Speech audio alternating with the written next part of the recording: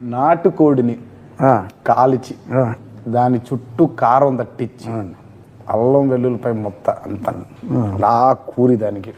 కాసేపు అలా పక్కన పెట్టి కొంచెం నెయ్యి తగిలించి దానికి అలాగే నెయ్యి కొంచెం పెరుగు కొంచెం పసుపు అలా తగిలించి పక్కన పెట్టి ఇంకోవైపు ఒక మన అదే చికెన్ని కీమా చేయించి